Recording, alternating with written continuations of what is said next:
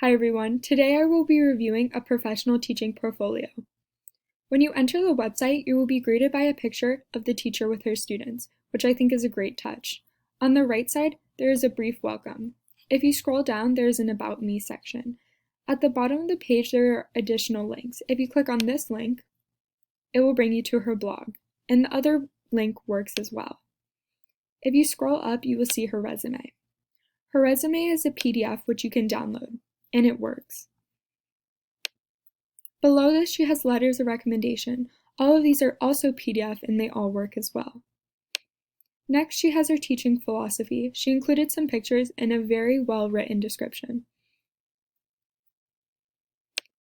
Up next, she has her internship and her experience. She included pictures of where she did her internships and her students.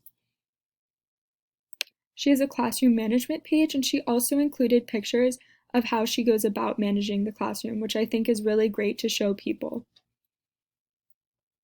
She has a More page, and it shows technology, literacy, math, social sciences, and sciences. Overall, I think she did a great job on her portfolio, and it's very easy to use. The only critique I would have is that I think she could be a little bit more creative.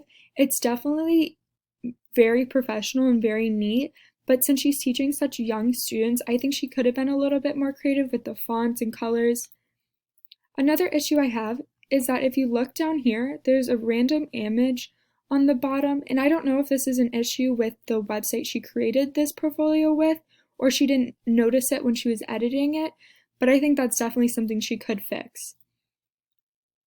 I think she did a great job, like I said before, and thank you for watching this video.